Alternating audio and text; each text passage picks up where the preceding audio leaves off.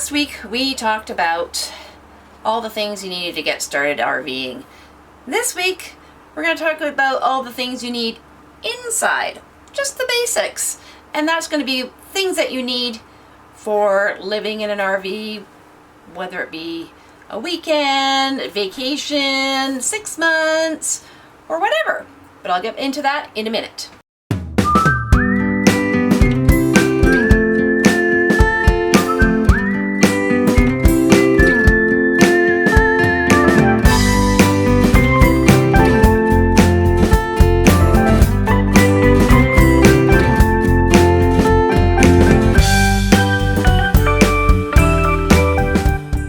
Brent covered all the things that you need for outside, and I'm just going to cover some things that you might or might not need inside. So you need your basics. You need your plates for whatever number of people you are taking with you. I just brought my Corning plates with me, and they work great. I didn't want to be eating off of plastic plates every day, so yeah, they are very good about not breaking, and they are not much heavier than a plastic plate. And we also have like the saucer size as well. You might not want to take that with you when you go in your RV. And then they just live in these little things I got from IKEA to keep them from sliding around in the cabinets. You may want coffee cups. You may want drinking cups.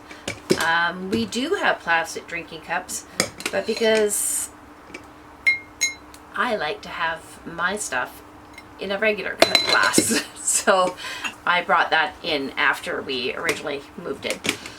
But you may want to stick to plastic and keeping the weight of your trailer contents down. When you're having your coffee or your tea, you're going to want a ceramic cup, because coffee and tea in a plastic cup, yuck. So that's your basic dishware. And then we have our cutlery in a tray that lives in the drawer. So our basic cutlery. And again, we live in our trailer full time. If you're just going away for a weekend, you may not have all your cutlery that you would have in your sticks and bricks. So, pots and pans. I have all my pots and pans. I have a Dutch oven. I have a little tiny pot. I have a medium-sized pot. I even have my steamer. You may or may not want to bring that one, depending on what you're going to be cooking while you're away. And then fry pans, if you're going to be making breakfast. Or if you're not using that barbecue every day. I have a small one. I also have 2 other size fry pans in the RV. So depending on your cooking needs and how you cook, which we'll talk more about that cooking in an RV next time, will depend on what you have in your RV. I'm not going to show you my pantry because it needs a serious cleaning out. So those are the basics. Pots, pans, dishes, cutlery. So those are some basic things that you need just to eat in your trailer. Now let's move on. Another item, obviously doing your dishes that you brought with you. And it was pointed out to me that some people may not want to have their cutlery. They just may choose to use plastic.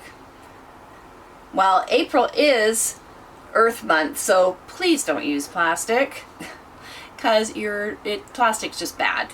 There are wooden utensils that you could substitute it for, but it doesn't take much to wash your dishes in your RV. So one of the things you'll want to get is a tub or a drying rack that collapses. And then it just fits right underneath our sink here to tuck it away nice and neat for when we're traveling. Okay. The other thing you may or may not want, so our sink did come with a proper plug. I like to use a little tub. No, I have not done my dishes today. I like to put my dishes into a tub and then put my soapy water in there. You could plug your sink and just do it in your sink. I like using the tub so that I can rinse the dishes before I put them on the drying rack. So I very rarely use this. This plug is brand new. Instead, what we have in our drain is this little screen. Oh, there's still things stuck on it. That way little chunks don't end up going down into your gray tank. That's going to be a bad thing, ladies. Do not let all the chunks and bits of food, or gentlemen who are cooking, go down your drain, because they will go down in your gray tank and they will live there for all eternity, and kind of turns into a compost situation that does not smell good. So, the little screen goes in there. I like to use the tub. The other thing, if you're dry camping, you may want to use the tub and then take your water and dump it outside. All right, that way you're not filling up your gray tank right to the top.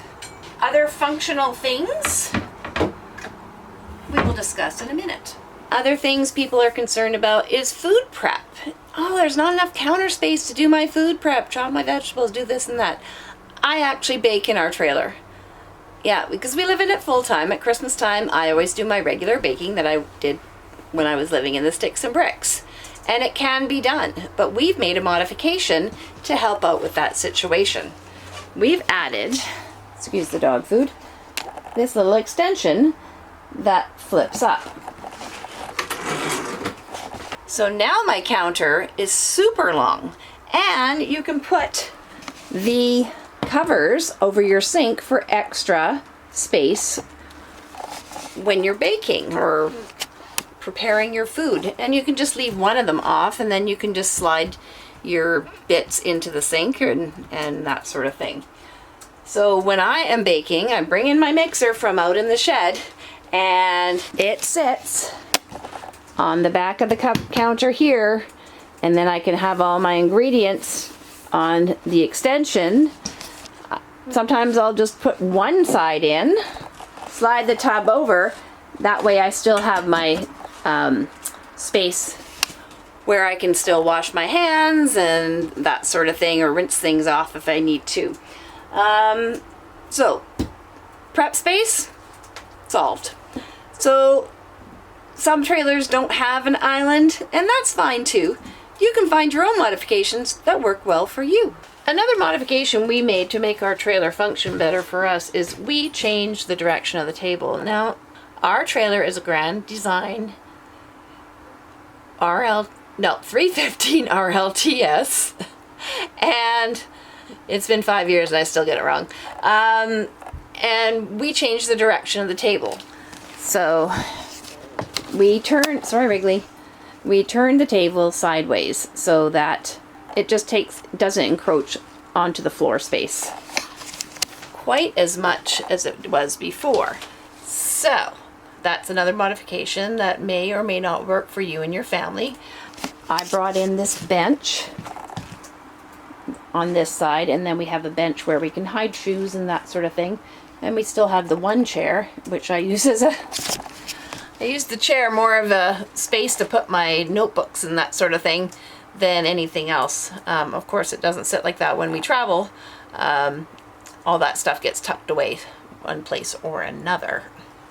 Other basic human necessities while living in an RV is having a decent sink. So one of the modifications we made was changing out our sink. So most RVs will have a little bowl sink that sits there. We changed ours out to a porcelain sink, and it's a little bit wider and sits on top of the spot where the sink originally came to, and then did a waterfall faucet. And then I found this great little thing. My husband and I can't agree on bar soap for the sink, so we're trying to go as green as possible. And so one of the things I found at IKEA, a little sticky thing that suctions cups on there really well, and it just, instead of using a soap dispenser, we can put the bar of soap there and it attaches. Our shower happens to have spots to put your shampoo and that sort of thing, but we were finding that it just wasn't quite working for us. So I have another one of those little gizmos hanging up there. So those are just from IKEA. They have a fantastic suction cup that sticks. I've stuck it to the side of the trailer because we have ones that have a towel hook, and I had a hard time getting it off. They hold that well. In fact, one of them I couldn't get off, so it just stayed on the trailer the whole time we drove home. And it was still there when we got here 9 hours later. So you may not live full-time in your RV, so those are just a few of the essentials that you'll need to get RVing. So a few dishes, pots, pans. You may choose just to take them out of your home, or you may just go have your separate set of RVing type dishes. But your home dishes and pots and pans will certainly do the trick as well. It doesn't have to be an extra expense. And those are just some of the basics that I would say you would need just to get you out there RVing. And then we've made a few modifications to make our trailer function better for us. So hopefully that helps you in getting out on the road and preparing for your first RVing adventure. And that's all I wanted to share with you this week. Give us a thumbs up if you like what you see. Don't forget to subscribe and ring that bell for notifications. Bye bye for now.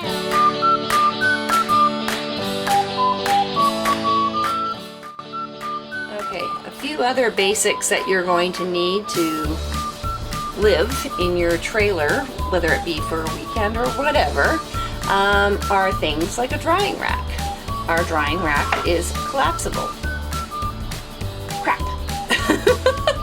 Can you hold the camera for a minute, Brent? And slide the tub over. Oops. Something doesn't fit. Oh, there's something in the way. Our trailer is an RLTS 350. Hang on, I did that backwards again.